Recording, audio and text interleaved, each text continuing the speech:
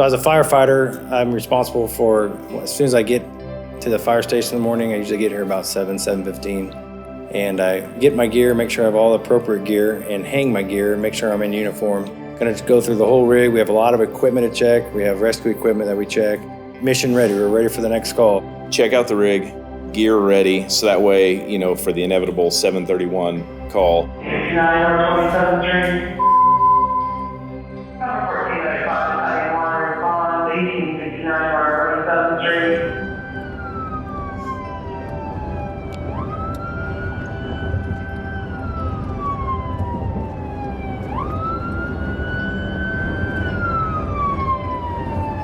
This is where it becomes fun.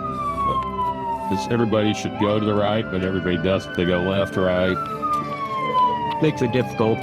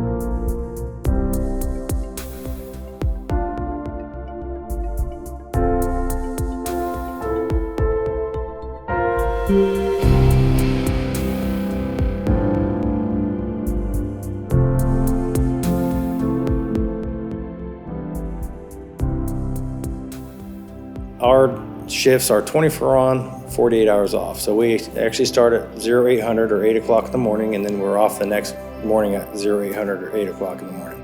You can get here as early as 0700 to relieve the other firefighter. A lot of firefighters are courteous to others and it pays forward for the next shift so that they can get home to their children and get them to school, their wives, their significant others.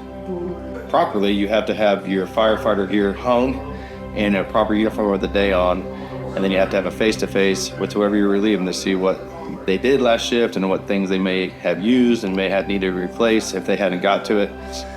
So we're gonna be checking all of our stuff to make sure everything's on the rig, make sure it's all running properly, make sure it's fueled, make sure we have a lot of battery operated equipment like now new technology, we have spreaders and the jaws of life, they're all ran by batteries, so it's easy to use, easy to get after. So we'll make sure everything's ready to go. Okay, mission ready is what we say. So if a fire comes out, the next 3 minutes, next 30 seconds, we're ready to go. We're always mission ready. So another big thing is kind of grab a cup of coffee.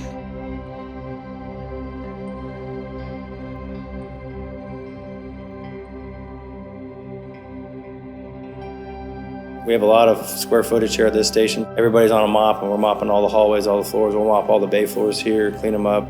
Most people's watch tell you to stand. Our watch is to tell us to sit because we're constantly moving, constantly doing things here at this station. Once we check in our rigs in the morning, we now have a little bit of downtime. In between running calls, what a lot of us will do is we'll work out. So we'll do an hour to hour and a half workout because in our job, it's important to be physically fit and ready to go for not only ourselves, but the citizens that we serve. If there's a rescue or something we need to do, we need to be able to do that without injury. So cooking, everybody brings in their own money. It's $15 a day if you want to eat. And typically, everybody pitches in. So the $15 is going to cover breakfast and then dinner. And then dinner is typically the next shift's leftovers lunch. So there's always something in the fridge to eat.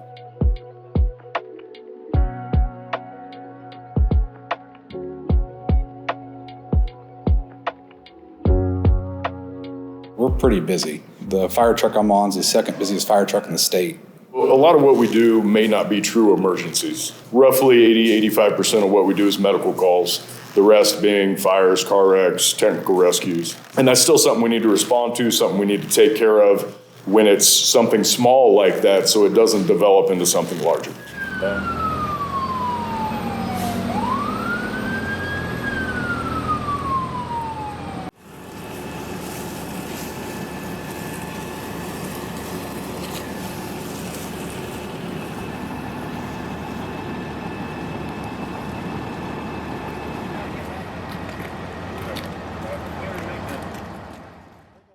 We also train on all the disciplines that we do. We'll have our own training that's self-initiated by our captains. We have USAR training, so we try to at least do something with regards to training. We have fire department training that's mandated. Out of here, she is not going to be able to navigate that. Yes. So we need that high point so that we can raise her up right in that opening and then pull her out onto the floor. Something like this, essentially we call it pre-plan. Every elevator, every building in the city is going to be a little different, a lot of similarities. But when we come to someplace like this, it's to make sure that we know where the things are that we need. We could show up on a call tonight and not be familiar with the building, or we're going to find everything, but it goes a lot smoother and a lot faster if all the guys, because if I'm off next shift, but a couple of these guys are like, oh yeah, we pre-planned this, it's here, here's the controls, we're good. Floor is Washington level. Yeah. The ground floor is this level. Yeah. The controls are on the second floor, and it will recall to the bottom floor. Elevator keys, master key for to get in any of the apartments. This is next to the fire department connection. If we have to get into there, they're all tagged on there. Right. Oh, that. But that's we'll go to the grocery store in our territory. That's why a lot of folks see us at the grocery stores, because we're getting our food for the shift.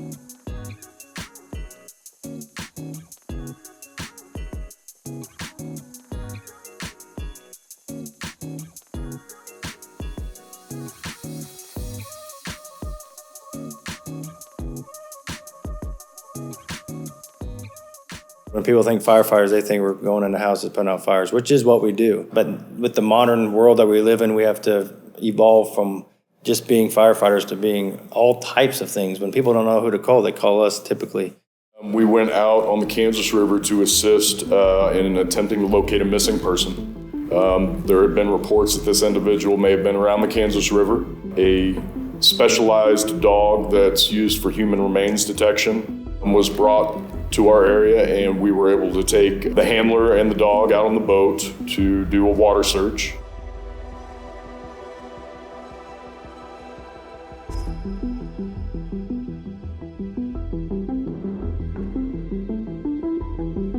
K9 Charlie has what we call a passive alert, which basically means he is going to sit or lie down when he picks up the source odor that he's trained to detect.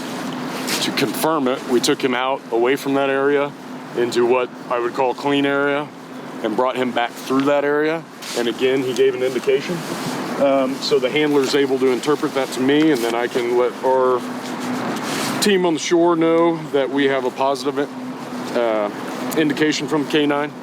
We also drop a GPS pin on that location so that give it to the chief, he can give it to the dive team as to where exactly our boat was located when the dog indicated. The wind is out of the northeast, so the dog had the wind in his face, which is typically something we try and do to give the dog every advantage we can. So right now we're getting ready to drive past the area that Charlie indicated on. So this is called a strainer right here, and now we hand it back over to them and let them do their thing.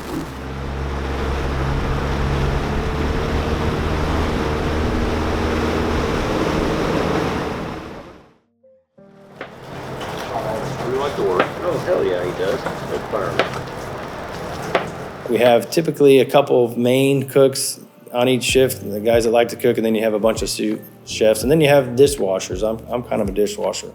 I made steaks once and they were purple and nobody liked a real rare steak, so I kind of got kicked off the cooking team.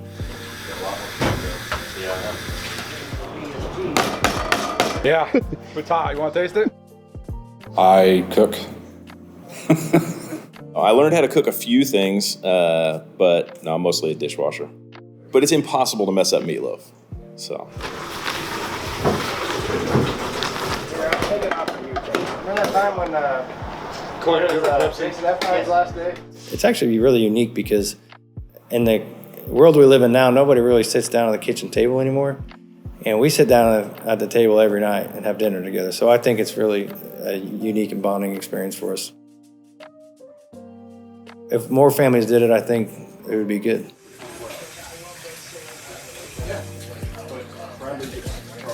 So there's not a lot of downtime, and so when there is, it's more of a kick back and relax. Everybody's always looking at their phones. keep your mind relaxed, rest. You're gonna need it. It's gonna be a long night.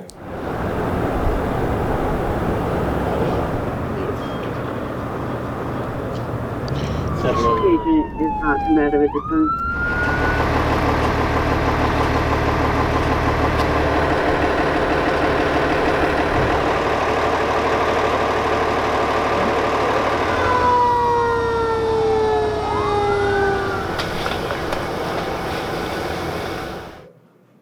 I don't sleep much at work because you're kind of anticipating that call coming out, and I don't sleep great anyway, so I just plan on not sleeping as much at work and then catching up at home. They say it gets better when you retire. You come to work, you try to sleep, and you do. For what, 4 hours, maybe, if you're lucky. You catch a call, you're wide awake. You go back to bed for a little bit, catch another call, the next day you're tired. Well, after you do that for so long, even when you're off work, your sleep gets messed up. Toss and turn all night, it sucks. I mean, we have resources. You just deal with it in different ways. So if you're having trouble, you can reach out. Like Dave said before, we have each other to talk to. Most people probably don't want to hear this answer, but comedy, humor, it's a big part of it. We go on runs and talk about maybe some things we're going through. It's our own little therapy. I think everybody on the job has a different way of coping with some of the things we have to deal with, the schedule or a bad call, things like that. To be completely honest, one of my coping mechanisms is sitting right next to me. A lot of it's dark humor, which they say is healthy. I don't know. Yeah, you just got to remember that when you go home, the dark humor is not quite as humorous. You develop bonds with guys because when you go through stuff together, it forms a bond. We try to be a family. We try to be close friends. I'm with this family for a third of my life, our fire family, we call it. So we eat, sleep, run calls together. We work out together. We're a family here and we take care of each other. It's kind of almost like a fraternity of guys. You have fun, it's a good time, and we joke around, we play around. When it's go time, it's go time. The camaraderie at the station, like the guys I work with now, all of our kids go to school together, play together. We do stuff on our days off together, whether it's the lake at summertime. A matter of fact, today we were talking about getting together for a crew Christmas party with the families, kids, everything. So the fire family it's very unique. And so when you come into this family, it's really very special. Today we have a new guy, brand new, it's his first day, and he may be scared of a fire, or whatever he may be, he may not be at all, but he's got all of his brothers, and there's all guys here, but brothers and sisters if there's other female firefighters, to bring him up and help him to succeed. Hey, I got that tree fell down in my yard. Guess what? We're all gonna show up and help cut that tree down. And we don't even need to be asked. We'll see a video, whatever, and we'll be there. So it's very unique. I've never been a part of something that's so amazing. I don't think you'll ever understand it unless you're in it. I really love everything about the job. It's a rewarding job. We truly feel it when we don't get to save or when somebody passes, or we feel that in our hearts. So we want the citizens to know that we care for them and we're here for them. We want to be there in every step of the way for them.